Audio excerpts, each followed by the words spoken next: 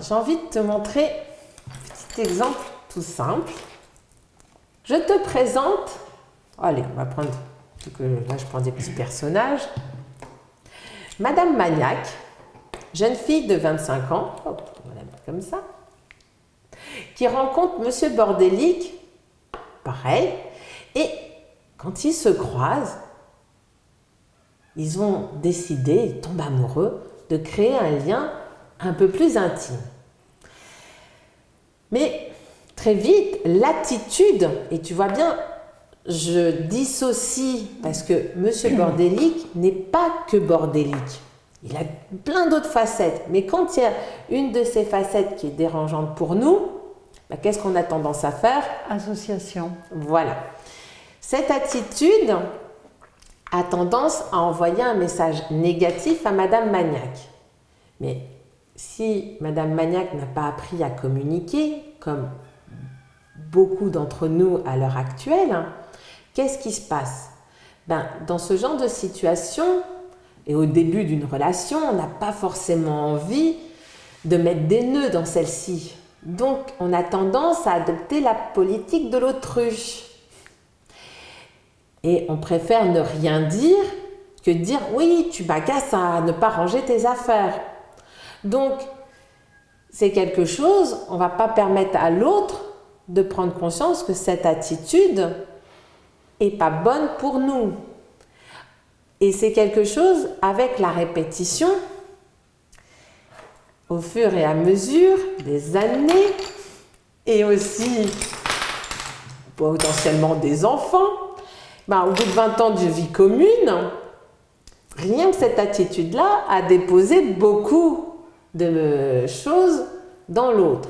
Alors là, ce qu'il faut prendre conscience, c'est que Madame Magnac est maniaque, Madame Magnac est agacée parce qu'elle est maniaque.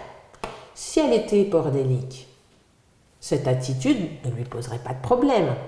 Alors, je ne prône pas le bordel, c'est pas là le propos, mais c'est apprendre à se définir déjà en disant « je suis maniaque, j'ai besoin d'ordre et de propreté ».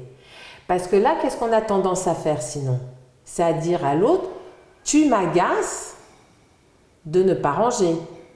Alors que là, c'est « je suis agacé quand tu ne ranges pas ». De l'autre côté, à sa décharge, ou pas, parce qu'il pourrait en prendre conscience de son attitude, tu me diras. Mais il faut savoir que dans sa famille, maman a toujours tout fait sans jamais rien dire et avec un grand sourire. Alors pourquoi cette attitude qui dérangeait pas maman, dérangerait madame, si elle ne dit rien, qui ne dit rien consent aussi. Sauf qu'il ne faut pas confondre maman et madame, ce qu'on a des fois tendance à faire. Donc, lui, il n'a pas forcément conscience que par l'attitude de ne pas ranger, il envoie un message négatif. D'où l'importance de permettre de prendre conscience à l'autre. Mais là, si Madame Magnac essaye de communiquer à monsieur en l'état et dire, parce qu'elle apprend la communication non violente, « je suis agacée quand tu ne ranges pas tes affaires ».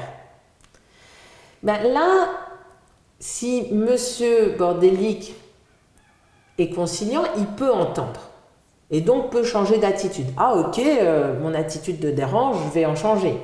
Mais des fois, de prendre conscience de ça, après lui-même, il peut se sentir gêné, dérangé, et donc au lieu d'entendre ce que madame dit, il peut partir et se sentir piqué, et donc tel un hérisson, il se met en boule et il renvoie d'autres messages négatifs. Et donc là, on peut rentrer quand même dans une source de messages conflictuels. Donc moi, ce que j'invite à faire maintenant, c'est que déjà, apprendre à se définir, mais c'est que quand on vit l'agacement que cette attitude réveille en nous, établir une bonne relation avec notre corps déjà, avec soi-même, et accueillir ce que ça fait en nous.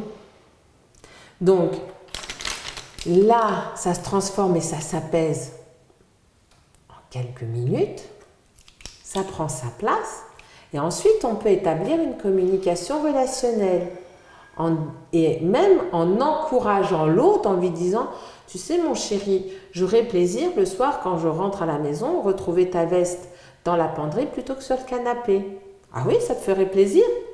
Et là, on encourage pour avoir en même temps un message positif.